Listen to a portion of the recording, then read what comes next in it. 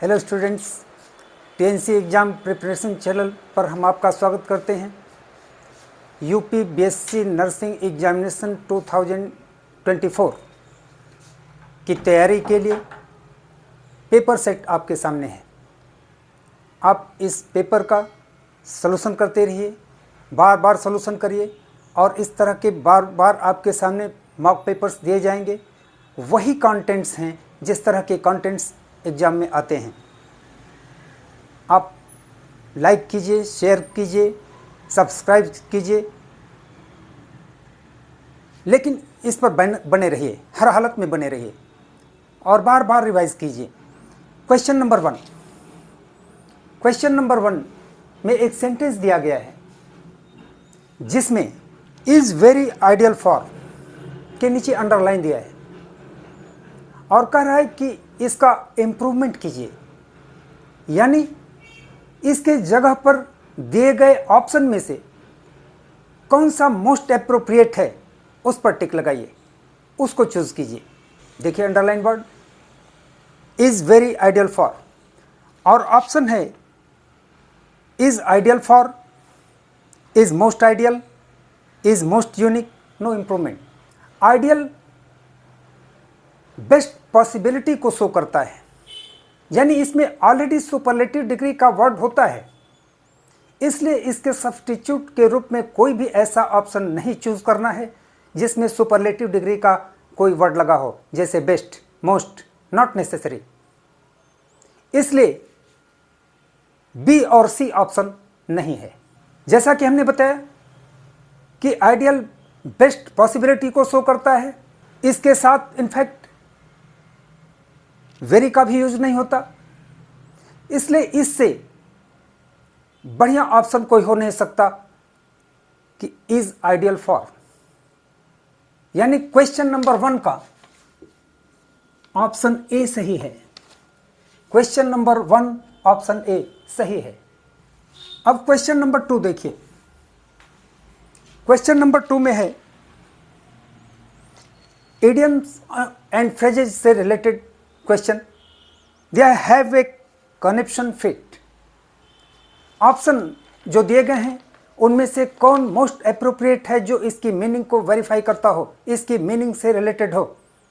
ए का दिया है to be very angry. To be very angry का मतलब बहुत गुस्से में होना, बहुत नाराज होना। टू बी वेरी हैप्पी, बहुत खुश होना। C to be very sad, बहुत दुखी होना। To be a jubilant person, jubilant person बहुत खुश इंसान, ऐसा इंसान जो बहुत खुश है। तो अब इस ऑप्शन के लिए आपको देखना होगा हैव ए कनेक्शन फिट का मतलब क्या है। हैव ए कनेक्शन फिट का मतलब होता है बहुत गुस्सा होना। To be very angry, to be very angry, यानी इसका ऑप्शन ए सही है। क्वेश्चन नंबर 2 का ऑप्शन ए सही है। Question number 3।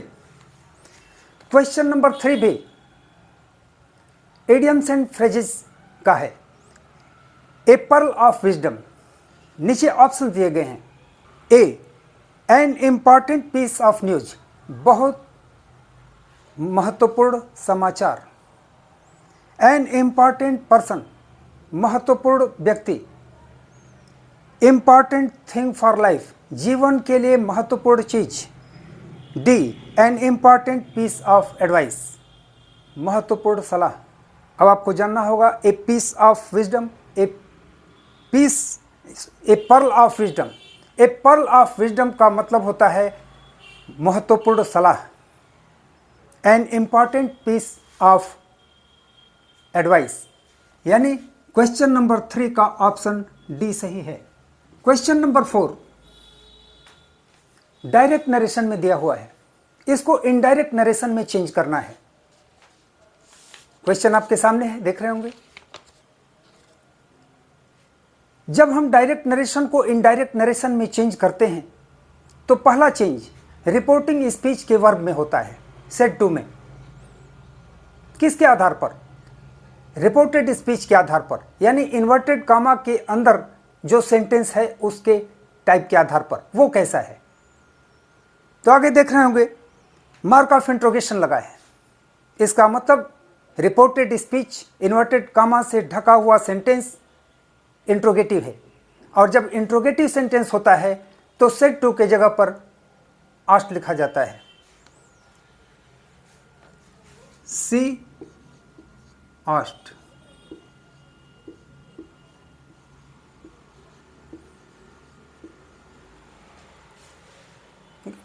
दूसरा चेंज होता है, कामा इन्वर्टेड कामा हट जाता है और इसके जगह पर हम कंजंक्शन लगाते हैं। तो इंट्रोगेटिव सेंटेंस के केस में देखना होता है कि किस तरह का इंट्रोगेटिव है। बिगनिंग ऑफ सेंटेंस क्या है? जब beginning of sentence helping verb से होता है तो हम इफ या वेदर का यूज करते हैं, यानी कामा इन्वर्टेड कामा हट करके इसके जगह पर लगता है इफ। इसके बाद हम सब्जेक्ट लिखते हैं, क्योंकि किसी भी कंजंक्शन के तुरंत बाद सब्जेक्ट ही लिखा जाता है, तुरंत हेल्पिंग वर्ब नहीं लिखा जाता। इन्वर्टेड कॉमा में है यू सब्जेक्ट की जगह पर। यू हमेशा रिपोर्टिंग स्पीच के ऑब्जेक्ट के लिए आता है, यानी यू आया है मी के लिए और चाहिए आपको सब्जेक्ट, मिला ऑब्जेक्ट चाहिए सब्जेक्ट, तो मी का सब्जेक्ट क्या होगा? आई।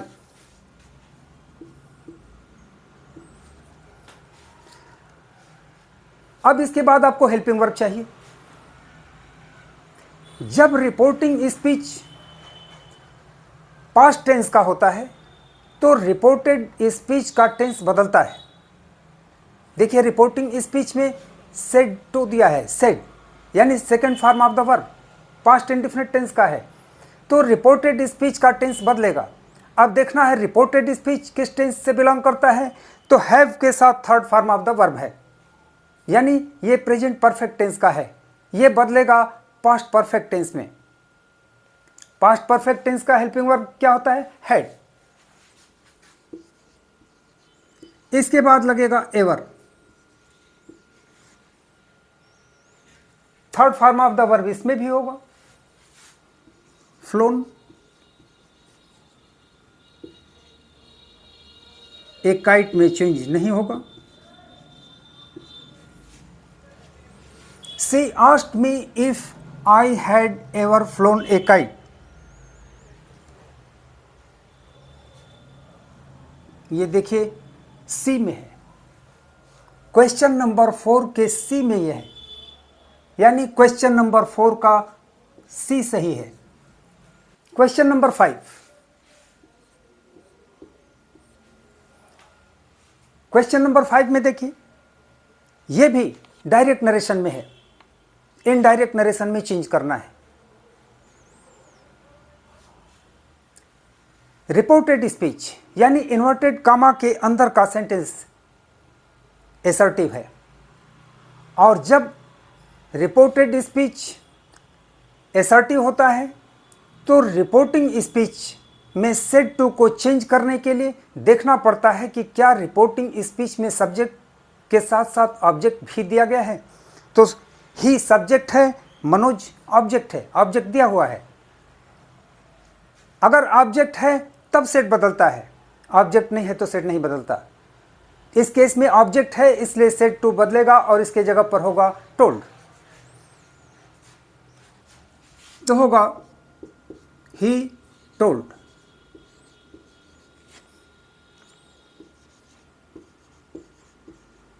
मनोज। जब सेंटेंस इन्वर्टेड कॉमा वाले सेंटेंस की बात कर रहे हैं, एसर्टिव होता है तो कॉमा इन्वर्टेड कॉमा हट करके कंजंक्शन लगता है दैट।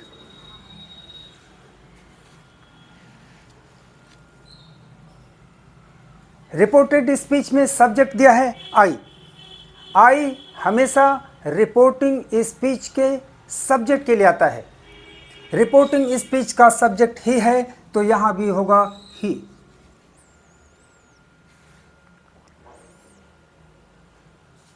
जैसा कि मैंने बताया कि रिपोर्टेड स्पीच का टेंस भी बदलता है, इसके लिए रिपोर्टिंग स्पीच क्या है ये देखना होता है। रिपोर्टिंग स्पीच यहाँ भी पास्ट टेंस का है, इसलिए रिपोर्टेड स्पीच का टेंस बदलेगा। ये देखना है कि रिपोर्टेड स्पीच किस टेंस का है। तो ये second form of the verb है, आई सेलिब्रेटेड, यानी ये भी पास्ट इंडिफिनिट टेंस का है। तो पास्ट इंडिफिनिट बदलता है पास्ट परफेक्ट में, यानी इसके साथ लगेगा हैड। अब यही सेलिब्रेटेड जब फिर लिखेंगे तो थर्ड फॉर्म हो जाएगा सेलिब्रेटेड।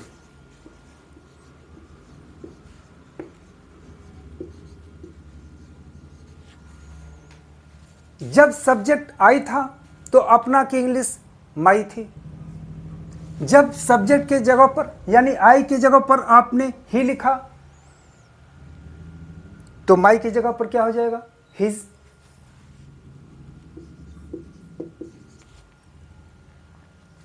बर्थडे में कोई चेंज नहीं।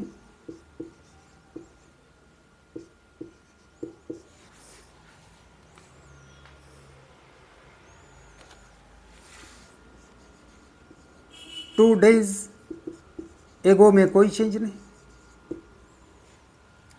अब ये देखिए जो सॉल्यूशन हमने किया है किस ऑप्शन में है। हाँ, कभी कभी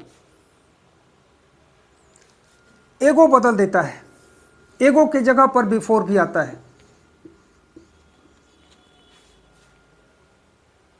तो ये देखना है कि ये किस ऑप्शन में है। ये है ऑप्शन बी, यानी क्वेश्चन नंबर 5 का बी सही है। क्वेश्चन नंबर 6, क्वेश्चन नंबर 6 में वन वर्ड सब्स्टिट्यूशन दिया है। वन वर्ड सब्स्टिट्यूशन क्या होता है, दिए गए एक्सप्रेशन, एक्सप्रेशन का मतलब शब्दों का समूह, दिए गए एक्सप्रेशन की मीनिंग से मैच करता हुआ एक वर्ड, यानी वही एक शब्द उस एक्सप्रेशन का विकल्प होगा, ऑप्शन होगा, सब्स्टिट्यूट होगा। A place where gambling games are played, जहां पर जुआ खेला जाता है। हिंदी में एक शब्द में आप जुआ खाना कहते हैं। ऑप्शन दिया है casino, Arena, stadium, gymnasium. Arena का होता है अखाड़ा, पहलवान लोग जहां लड़ते हैं, कुश्ती। स्टेडियम जहां पर बैठकर लोग मैच देखते हैं।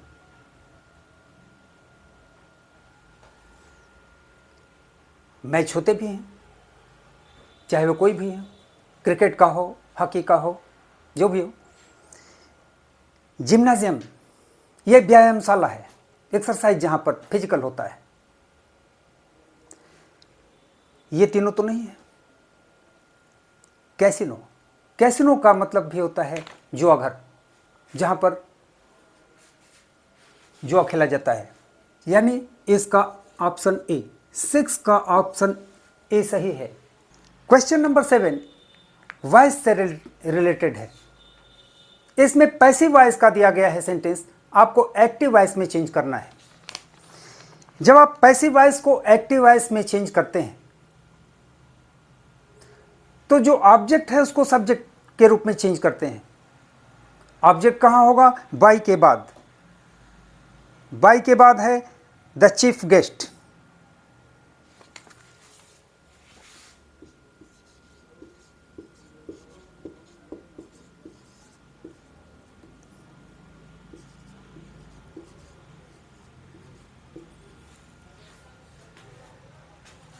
अब ये सब्जेक्ट हो गया, इसके साथ चाहिए हेल्पिंग वर्ब। जब पैसिव वॉइस में हैज बीन या हैव बीन के साथ third form of the verb दिया गया होता है तो एक्टिव वॉइस में चेंज करते समय हैज या हैव के साथ आप वर्ब का थर्ड फॉर्म लगाते हैं। ये देखना पड़ता है कि नेचर ऑफ सब्जेक्ट क्या है। यह सिंगुलर नंबर है, जब सिंगुलर नंबर है तो हैज लगेगा,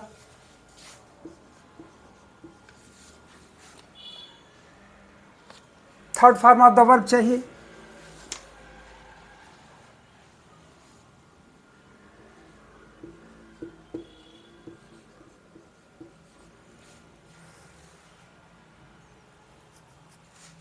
सब्जेक्ट हो गया, हेल्पिंग वर्ब हो गया, वर्ब हो गया। अब आपको चाहिए ऑब्जेक्ट, यानी पैसिव वॉइस का जो सब्जेक्ट था वो एक्टिव वॉइस का ऑब्जेक्ट बनेगा। ए लॉट ऑफ सैपलिंग्स,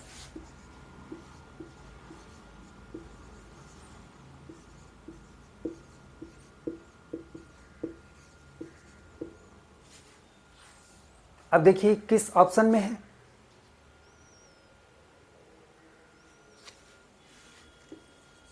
सेवेंथ का बी, सेवेंथ का बी सही है। क्वेश्चन नंबर 8, 8 में एक सेंटेंस दिया गया है, इसके 4 पार्ट्स किए गए हैं, A B C D. A portion में अगर एरर है तो उसको आप चूज कीजिएगा, बी में अगर कोई एरर, कोई गलती है तो उसको चूज कीजिएगा, सी में है तो उसको चूज कीजिएगा, अगर किसी में नहीं है तो डी ऑप्शन नो एरर। ठीक है, अब देखना है कि किस पार्ट में गलती है। He did not eat the sweet, सही है। डिड नॉट के साथ first form of the verb है। बिकॉज इट कंजंक्शन के बाद सब्जेक्ट है, ये भी सही है। टेस्टेड, यहां पर गलती है। सी पोर्शन में गलती है, इसका मतलब 8 का सी,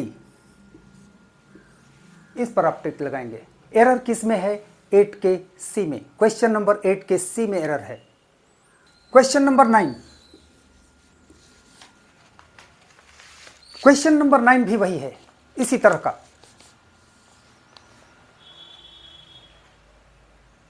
ए पोर्शन में दिया है द क्वेश्चन पेपर, सही है, सब्जेक्ट है। कंप्राइज्ड, यहीं पर गलत है, कंप्राइजेज होगा। बी पोर्शन में गलत है, इसलिए आगे बढ़ने की जरूरत नहीं, टाइम बचा लीजिए। तो इसका बी, बी पोर्शन में एरर पाया गया, 9th का बी। क्वेश्चन नंबर 10, इसमें सही ढंग से अरेंज करना है, कौन पहले होगा, कौन बाद में होगा, कौन बीच में होगा। तो कोई भी सेंटेंस बनाने के लिए सबसे पहले आपको सब्जेक्ट चाहिए, एसर्टिव खासतौर पर। तो एसर्टिव सेंटेंस के लिए आपको पहले सब्जेक्ट चाहिए चारों ऑप्शन में। देखिए किसको हम पहले सब्जेक्ट बनाते हैं। इन ट्रेडिशनल, ये सब्जेक्ट बनेगा, यानी डी ऑप्शन पहले आएगा। इसके बाद क्या होता है, डी ऑप्शन में देखिए लास्ट में दिया है कल्चरली, एडवर्ब है, और एडवर्ब के तुरंत बाद वर्ब होता है। वर्ब कौन सा मिलेगा? कंस्ट्रक्टेड, ए पार्ट में। तो डी और ए तो सी डी ऑप्शन में भी है, ए बी तो खत्म हो गया, ए भी नहीं है, बी भी नहीं है।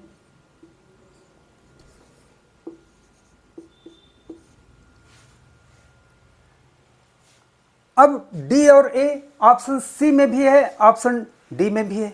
अब अगला स्टेप देखें, तो इसमें देखना है कि लास्ट में पहले क्या होगा। लास्ट में हमेशा ऑब्जेक्ट होता है। फॉर्मेन देखिए सी में है, यानी यहां पर सी होगा, बट नेचुरल है कि बी वाला पहले होगा। D A B C, D A B C, ये ऑप्शन सी है आपका। क्वेश्चन नंबर 10 का सी ऑप्शन सही है। क्वेश्चन नंबर 11, क्वेश्चन नंबर 11 भी इसी पैटर्न पर है। इसमें देखिए, इसमें पहले सब्जेक्ट कौन सा पोर्शन बन सकता है? पहला बनेगा डी। इसके तुरंत बाद किसको आप जोड़ सकते हैं? किस पोर्शन को? बी को। डी के बाद बी। अब ऑप्शन पर आ जाइए, आगे ज़्यादा समय न लें, समय बचाएं, ये भी आपको देखना है क्योंकि टाइम बाउंडेशन भी है। तो डी के बाद बी किस वाले ऑप्शन में है? ए में तो नहीं है, बी में भी नहीं है, क्योंकि बी में दिया है डी के बाद सी और आपको चाहिए डी के बाद बी, जो ऑप्शन डी में है। क्वेश्चन नंबर 11 का ऑप्शन डी सही है। क्वेश्चन नंबर 12,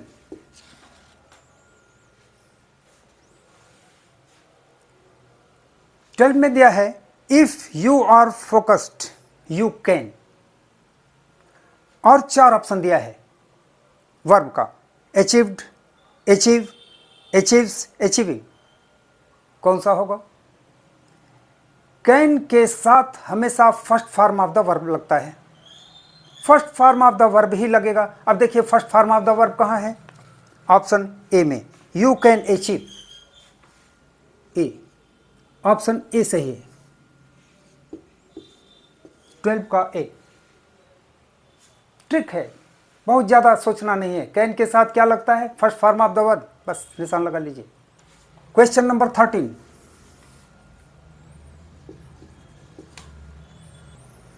यह है एंटोनिम। वर्ड दिया गया है बिगल, BEGUILE, और ऑप्शंस दिए गए इनग्रॉस, रिपल्स, लर और इंटिक। तो बिगाइल का मतलब क्या होता है? बिगाइल का मतलब होता है, जो मेन वर्ड दिया है, धोखा देकर आकर्षित करना, धोखा देकर के आकर्षित करना। ए का है इनग्रॉस, इनग्रॉस का मतलब होता है नकल करना, कॉपी। बी का होता है रिपल्स, रिपल्स मीन्स होता है खदेड़ देना, बाय फोर्स।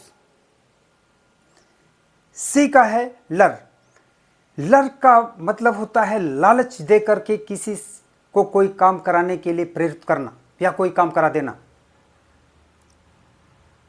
इंटिस का भी मतलब है लालच दे करके किसी को कहीं ले जाना, कोई काम करा देना। तो इसका एंटोनिम होगा रिपल्स, ऑप्शन बी सही है। बिगल का एंटोनिम होगा रिपल्स। क्वेश्चन नंबर 14, इसमें fill in the blanks. Verb का कौन सा फॉर्म लगेगा? Correct form of the verb आपको अप्लाई करना है। He, blank space, a lot of letters, yesterday, yesterday यानी पास्ट टेंस से रिलेटेड है, इसलिए ऑप्शन डी तो ऐसे ही नहीं होगा। बी ऑप्शन क्यों नहीं होगा? क्योंकि हैड बीन के साथ ING form of the verb तब लगता है जब टाइम के पहले सिंस या फॉर लगा हो, यानी पास्ट परफेक्ट कंटिन्यूअस टेंस, ये भी नहीं है। ए और सी पोर्शन में आपको देखना है। तो आप सेंटेंस का अर्थ देखिए, उसने कल ढेर सारे पत्र लिखे, उसने ढेर सारा पत्र लिखा। वर्ब में हिंदी वर्जन में आ गया तो ये पास्ट इंडेफिनिट टेंस का मैटर है, यानी यहां पर रोट होना चाहिए, ऑप्शन सी। क्वेश्चन नंबर 14 का ऑप्शन सी सही है। क्वेश्चन नंबर 15, क्वेश्चन नंबर 15 में है फिल इन द ब्लैंक्स। ये प्रीपोजिशन, जितने भी ऑप्शन हैं सब प्रीपोजिशन हैं।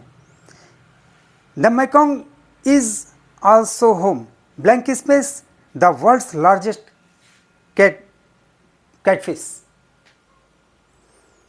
फॉर का यूज के लिए के केस में होता है, या जब आप कोई सामान खरीदते या बेचते हैं तो इसके बदले जो मनी ट्रांजैक्शन होता है उसमें मे के लिए भी होता है। ये इसमें फिट नहीं बैठता। इन में के लिए है। इस सेंटेंस के अर्थ को देखिए तो इन भी नहीं है, इन समय की अंतिम सीमा को बताता है। विद इन ये भी नहीं है क्योंकि ये समय सीमा के बहुत पहले की बात करता है। टू, जब कोई घर किसी का है तो बीच में हम उसको शो करने के लिए प्रीपोजिशन टू का यूज करते हैं, यानी इसका ऑप्शन सी सही है। क्वेश्चन नंबर 15 का सी। क्वेश्चन नंबर 16 देखिए, पैसेज आपके सामने होगा, उस पैसेज से रिलेटेड ये क्वेश्चन है।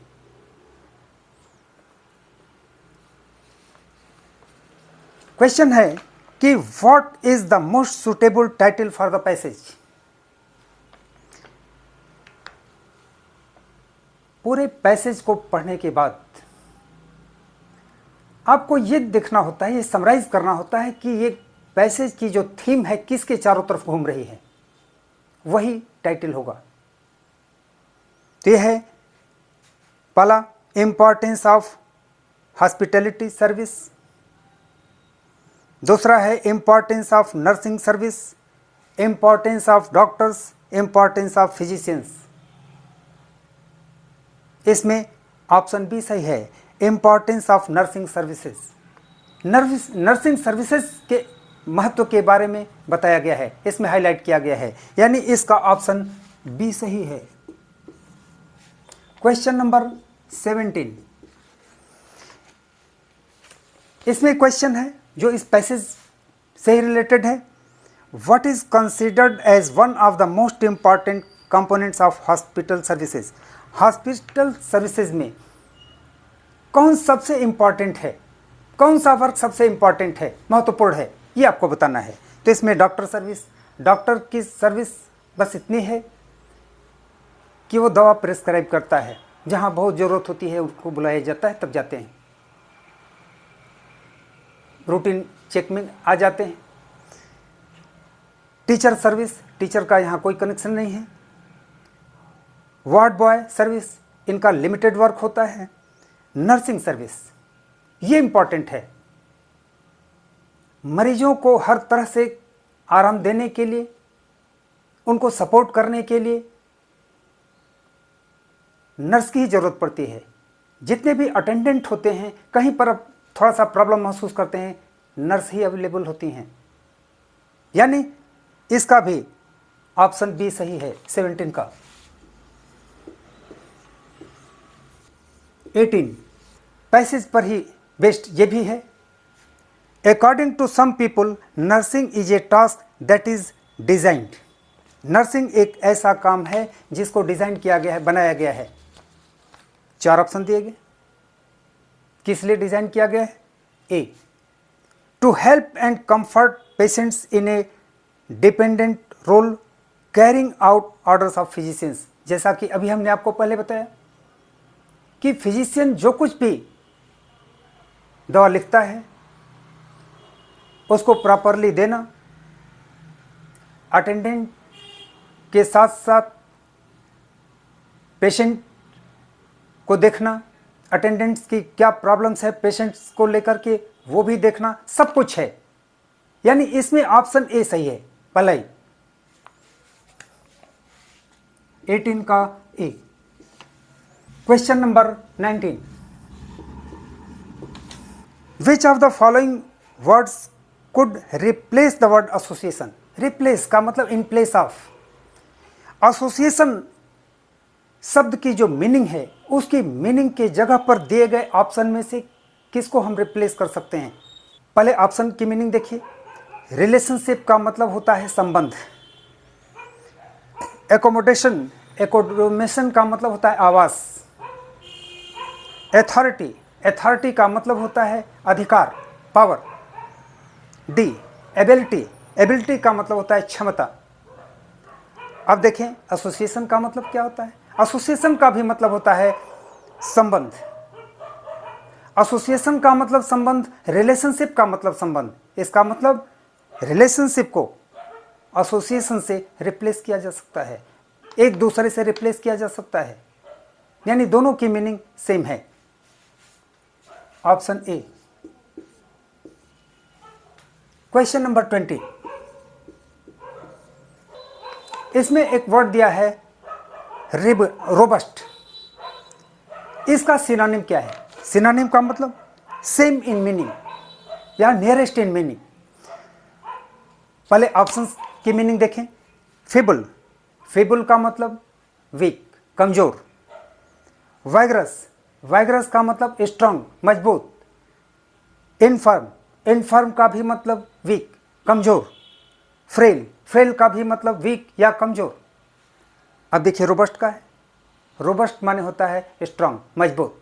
तो रोबस्ट की मीनिंग स्ट्रांग और वाइगर की मीनिंग स्ट्रांग, दोनों सिनोनिम तो हुआ, यानी क्वेश्चन नंबर 20 का बी सही है।